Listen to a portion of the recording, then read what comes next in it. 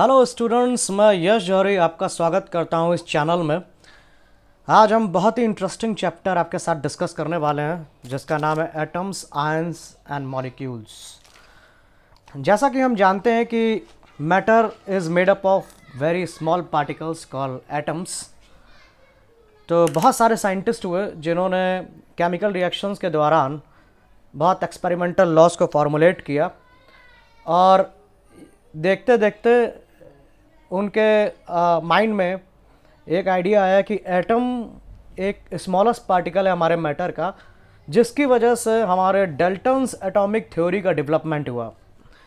हमारे scientist लेवॉइजर and Proust, इन्होंने law of chemical combination को फॉर्मुलेट किया और इस लॉ के अंडर में तीन लॉज हमारे फ्रेम किए उन्होंने।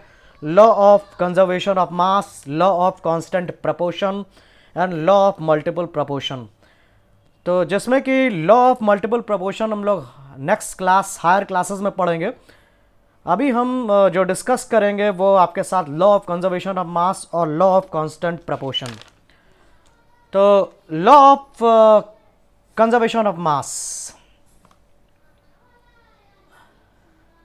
तो law of conservation of mass हमारे साइंटिस्ट एंटोइन लेवॉइजर ने बताया, इसके बारे में इसको फ्रेम किया। इन्होंने लेवॉइजर ने इस लॉ के बारे में ये बताया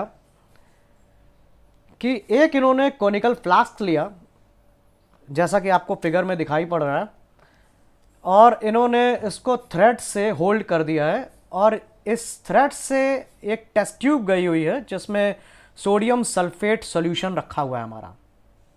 ये सोडियम सल्फेट सॉल्यूशन है और इस सोडियम सल्फेट सॉल्यूशन और इस कोनिकल फ्लास्क के अंदर एक सॉल्यूशन है बेरियम क्लोराइड का। ठीक है, इस कोनिकल फ्लास्क के अंदर बेरियम क्लोराइड का सॉल्यूशन रखा है और टेस्ट ट्यूब में सोडियम सल्फेट रखा हुआ है हमारे पास। अब इन्होंने टेस्ट ट्यूब का जो माउथ है उसको इन्होंने बिल्कुल भी टिल्ट नहीं किया है, जिससे कि सोडियम सल्फेट हमारे बेरियम क्लोराइड के साथ मिक्स ना करे, जैसा कि इसमें फिगर में आप देख रहे हैं कि इन्होंने टेस्ट ट्यूब का जो माउथ है वो टिल्ट नहीं किया हुआ है, जिससे कि ये दोनों सॉल्यूशन आपस में मिक्स ना करें।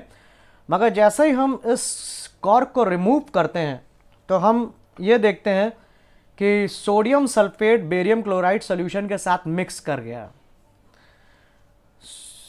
तो मिक्स करने के बाद ये बेरियम सल्फेट और सोडियम क्लोराइड प्रेसिपिटेट बना रहा है। यानी इनिशियली हम कोनिकल फ्लास्क में सोडियम सल्फेट और बेरियम क्लोराइड सॉल्यूशन लेके चलते हैं और हम इनका मास कैलकुलेट कर लेते हैं वेइंग बैलेंस से।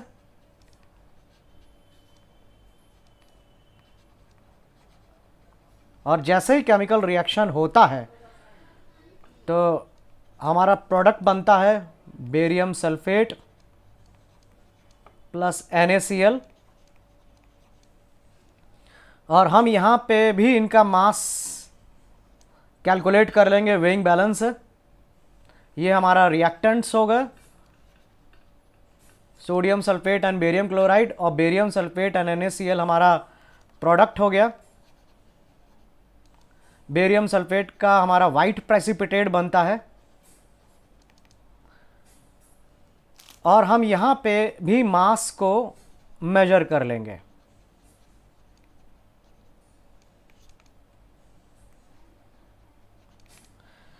तो हम ये देखते हैं कि केमिकल रिएक्शन शुरू होने से पहले हमारे रिएक्टेंट का जो मास था, total mass of the reactants, वो हमारे total mass of the products के बराबर हो गया।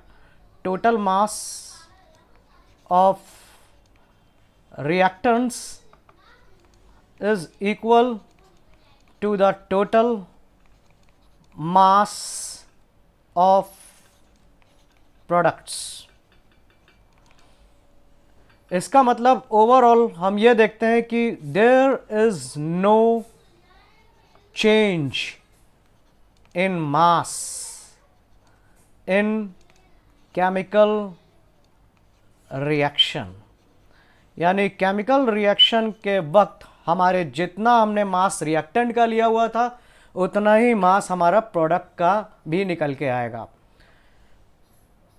तो जैसा कि फिगर में हम ये दिखाई पड़ रहा है कि सोडियम सल्फेट हमने टेस्ट ट्यूब में लिया था और बेरियम क्लोराइड हमने सॉल्यूशन लिया था। जैसे ही हम टेस्ट ट्यूब के माउथ को टिल्ट करते हैं, ऊपर का कॉर्क रिमूव करते हैं तो सोडियम सल्फेट बेरियम क्लोराइड के साथ मिक्स कर जाता है और बेरियम सल्फेट का प्रेसिपिटेट और सोडियम क्लोराइड बनता है। तो ओवरऑल हम देखते हैं कि before the chemical reaction begins जितना रिएक्टेंट का हमारा मास होता है और वो बराबर होता है एग्जैक्टली जितना हमारे प्रोडक्ट का मास होता है। तो इससे हम ये कह सकते हैं कि matter is neither we created nor can be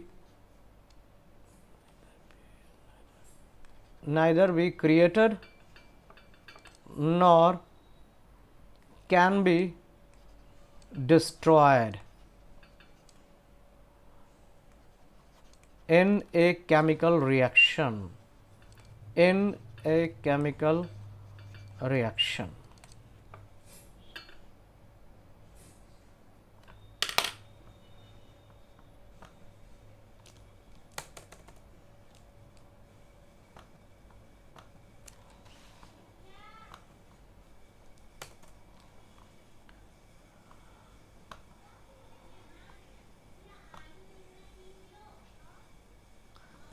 हम इसमें और भी एग्जाम्पल ले सकते हैं, जैसे कि कैल्शियम कार्बोनेट, इसको हम हीट करते हैं तो ये calcium oxide plus carbon dioxide product देगा। कैल्शियम कार्बोनेट का मास जो है कैल्शियम का 40, कार्बन का 12, ऑक्सीजन का 16, इसको हम इंटू 3 कर देंगे, ये 52 प्लस 48 और ये हमारे 100 ग्राम के बराबर निकल के आएगा। कैल्शियम ऑक्साइड का calcium 40, oxygen 16 plus carbon 12, oxygen का 16 इंटू 2 यानी ये 56 प्लस 12 प्लस 32, 56 प्लस 44, ये 100 ग्राम। तो हमने देखा कि कैल्शियम कार्बोनेट का जब रिएक्शन नहीं शुरू हुआ था तो 100 ग्राम, और रिएक्शन कंप्लीट होने के बाद जब ये कैल्शियम ऑक्साइड और कार्बन डाइऑक्साइड में कन्वर्ट हो गया तो ये 100 ग्राम, यानी 100 gram of calcium carbonate decomposes to give 56 gram of calcium oxide and 44 gram of carbon dioxide, यानी overall total mass of the reactant हमारा total mass of the product के बराबर हो गया। तो एक एग्जांपल हमारा ये हो गया, जैसे हमने ये चीज़ हमें समझ में आ गई कि कभी भी कोई भी केमिकल रिएक्शन होता है तो उसमें हमारे रिएक्टेंट का जो भी मास होगा और केमिकल रिएक्शन हो जाने के बाद जो हमारा प्रोडक्ट का मास होगा वो बराबर होगा।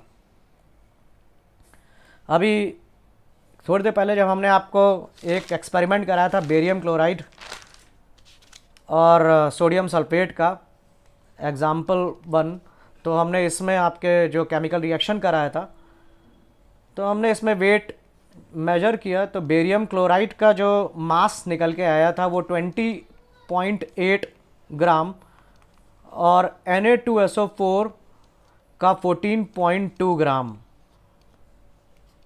रिएक्शन के बाद ये बेरियम सल्फेट प्लस NaCl देता है। बेरियम सल्फेट का मास 23.3 ग्राम और सोडियम क्लोराइड का 11.7। हम इसको ऐड करते हैं, इनके रिएक्टेंट्स को, इनका मास कैलकुलेट करते हैं। ये देखिए 20.8 प्लस 14.2 इट इक्वल्स टू 35 ग्राम, इसका मास हो गया। दूसरी तरफ हम प्रोडक्ट का मास कैलकुलेट करते हैं 23.3 ग्राम प्लस 11.7 ग्राम, ये हमारा 35.0 ग्राम, यानी ये भी बराबर हो गया। रिएक्टेंट्स का जितना मास था वो हमारे प्रोडक्ट के मास के बराबर हो गया। तो ओवरऑल ये चीज़ कंफर्म हो गई कि हमारा जो मास है वो रिएक्टेंट्स का बराबर होता है, केमिकल रिएक्शन हो जाने के बाद जो प्रोडक्ट बनते हैं उनके बराबर होता है। इसके बाद दूसरा लॉ आता है हमारा law of constant proportion. Law of constant proportion हमारे एक साइंटिस्ट थे, उन्होंने इसको फॉर्मुलेट किया, उनका नाम था प्राउस्ट। और मिस्टर प्राउस्ट ने लॉ ऑफ कांस्टेंट प्रपोर्शन को फॉर्मुलेट किया और इस लॉ के तहत इन्होंने ये बताया कि जब भी हमारा कोई केमिकल कंपाउंड बनता है तो जो एलिमेंट्स उस कंपाउंड को बनाने में आपस में कंबाइन करते हैं वो एक डेफिनेट प्रपोर्शन बाय मास से कंबाइन करते हैं। यानी when a chemical compound is formed, elements combine together in a definite proportion by mass. Suppose करिए एक एग्जांपल हम लेते हैं मैग्नीशियम प्लस ऑक्सीजन का। तो ये हमारा मैग्नीशियम ऑक्साइड देगा। इसमें मैग्नीशियम ऑक्साइड जो बन रहा है, इसमें आप देखेंगे कि मैग्नीशियम और ऑक्सीजन एलिमेंट आपस में जो कंबाइन करते हैं और मैग्नीशियम ऑक्साइड बनाते हैं, तो इनका जो रेशो होता है वो 24:16। इसको हम फर्दर इसको डिवाइड करेंगे तो 3:2 का रेशो निकलेगा। यानी हमेशा जो भी कोई केमिकल रिएक्शन होगा और मैग्नीशियम ऑक्साइड बनेगा तो उसमें मैग्नीशियम और ऑक्सीजन आपस में कंबाइन करेंगे 3:2 के रेशो से हमेशा। दूसरा एग्जाम्पल ले लेते हैं, मान लीजिए कि हम मैग्नीशियम कार्बोनेट लेते हैं और मैग्नीशियम कार्बोनेट को हम हीट करते हैं। हीट करने पे हमारा मैग्नीशियम ऑक्साइड और कार्बन डाइऑक्साइड बनता है। तो इसमें भी मैग्नीशियम ऑक्साइड में जो मैग्नीशियम और ऑक्सीजन का जो कॉम्बिनेशन है ये कंबाइन करते हैं वही 3:2 के रेशो से। तो जब भी हमारा मैग्नीशियम ऑक्साइड बनेगा, हमारा मैग्नीशियम और ऑक्सीजन का जो कॉम्बिनेशन रेशो होगा वो हमेशा 3:2 का होगा। एक एग्जाम्पल और ले लेते हैं हम लोग। सपोज करिए मैग्नीशियम नाइट्रेट ले लिया हमने और मैग्नीशियम नाइट्रेट को हम हीट करेंगे तो भी हमारा magnesium oxide nitrogen dioxide plus oxygen बनता है। इसमें हम मैग्नीशियम ऑक्साइड का फिर रेशो कैलकुलेट करते हैं मैग्नीशियम और ऑक्सीजन के, तो हम देखते हैं कि इसमें भी हमें 3:2 का रेशो मिल रहा है। तो ये बात इसमें कंफर्म हो गई कि कोई भी कंपाउंड जब बनता है तो उसके अंदर जो एलिमेंट कंबाइन करता है उनका रेशो हमेशा 3:2 का ही रहेगा। दूसरा एग्जाम्पल हम लेते हैं, सपोज करिए वाटर लेते हैं और वाटर को बनाने के लिए हमारे पास मान लीजिए कि हाइड्रोजन है, हाइड्रोजन एलिमेंट, और ये ऑक्सीजन के साथ कंबाइन करता है और वाटर बनाता है। तो जो इसमें हाइड्रोजन और ऑक्सीजन का जो कंबाइनिंग रेशो होती है, हाइड्रोजन इसमें 1:2 यानी 2, और ऑक्सीजन का हमारा मास जो होता है 16, इसमें हम लोग मास लेंगे और हम इसका फर्दर इनको सिंप्लीफाइड कर देंगे इनके सिंपल रेशो में 1:8। तो हाइड्रोजन और ऑक्सीजन का जो बाई मास रेशो है वो 1:8 ही निकल के आएगा, चाहे हमारा कोई भी केमिकल रिएक्शन हो। चाहे हम आइस वाटर लें उसमें भी हमारा हाइड्रोजन और ऑक्सीजन का रेशो 1:8 निकलेगा। चाहे हम ओशियन वाटर लें तो भी उसमें हमारा हाइड्रोजन और ऑक्सीजन का रेशो 1:8 निकलेगा। तो हम ये देखते हैं कि चाहे कोई भी वाटर का कंपाउंड हो और कहीं पे भी, तो उसमें हाइड्रोजन और ऑक्सीजन जो कंबाइन करने की रेशो होगा वो 1:8 ही होगा। इसी तरीके से हम जैसे सपोज करिए कि अमोनिया लेते हैं। अमोनिया में जो नाइट्रोजन और हाइड्रोजन का रेशो होता है वो 14:3 का ही होगा। कहीं पे भी जिस केमिकल रिएक्शन जिसमें कि अमोनिया बनेगा उसमें हमारा 14:3 का ही रेशो होगा नाइट्रोजन और हाइड्रोजन में। तो यही हमारा लॉ ऑफ कांस्टेंट प्रपोर्शन है, जिसमें प्राउस ने बताया कि जब भी हमारा कोई केमिकल कंपाउंड बनता है तो एलिमेंट्स हमेशा कंबाइन करते हैं in a definite proportion by mass. तो ये this is the law of constant proportion. इसके बाद इन दो लॉस के तहत हम लोगों ने देखा कि एटम्स जो होता है वो बहुत स्मॉलेस्ट पार्टिकल होता है मैटर का, और जिसकी वजह से हमारा डाल्टन्स एटॉमिक थ्योरी का डेवलपमेंट हुआ। डाल्टन्स एटॉमिक थ्योरी के भी कुछ पोस्टुलेट्स हैं जो डाल्टन्स ने साइंटिस्ट ने फॉरवर्ड किए थे 1808 में, और उसके कुछ पोस्टुलेट्स इस तरीके से हैं कि सबसे पहला जो मैटर होता है वो हमेशा स्मॉलेस्ट पार्टिकल्स यानी एटम का ही मिल बना होता है। यानी कोई भी मैटर होगा तो वो सबसे जो छोटा पार्टिकल होगा मैटर का वो एटम्स होगा, एटम से छोटा कोई भी पार्टिकल नहीं होता। तो atoms is the smallest particle of the matter. दूसरा पोस्टुलेट इनका ये कहता है कि atoms can not be divided, atom को डिवाइड नहीं कर सकते, वो फर्दर उसका कोई ब्रेकडाउन नहीं हो सकता, वो कोई स्मॉलेस्ट पार्टिकल में डिवाइड नहीं हो सकते। तो atoms can not be divided.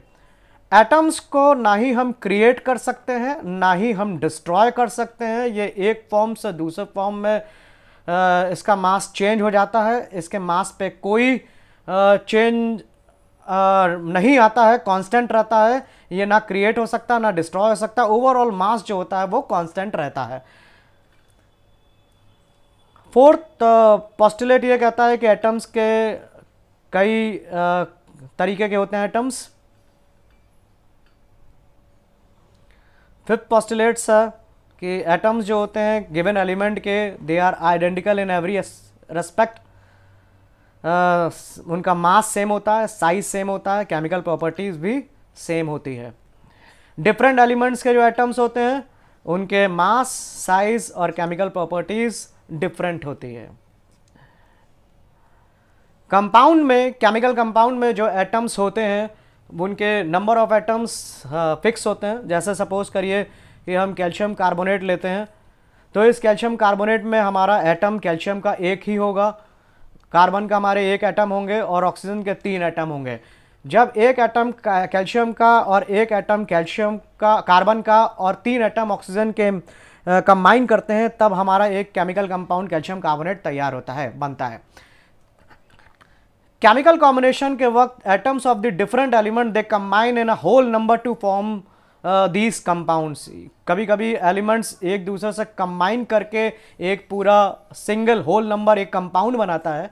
ये भी एक पोस्टुलेट, इंपॉर्टेंट पोस्टुलेट था हमारे इस डाल्टन्स एटॉमिक थ्योरी में। Chemical combination between two or more elements consist in joining together of the atoms of these elements to form the molecules of the compounds. Chemical combination दो element का जब होता है या दो एटम्स का होता है तो हमारे बड़े लार्ज कंपाउंड्स बनते हैं या मॉलिक्यूल्स बनता है। तो आज के लिए हमारा एटम्स, आयंस एंड मॉलिक्यूल्स का पार्ट 1 यहीं पे एंड होता है और हम नेक्स्ट अपने टॉपिक में एटम्स, आयंस और मॉलिक्यूल्स को आगे बढ़ाएंगे और बताएंगे कि इनके वैलेंसी के बारे में, इनके एटॉमिक स्ट्रक्चर्स के बारे में और कितने तरीके के हमारे एटम्स होते हैं, उनके अंदर क्या होता है, प्रोटॉन्स और न्यूट्रॉन्स, इनके बारे में भी हम लोग डिस्कशन करेंगे। Okay, till then, bye bye.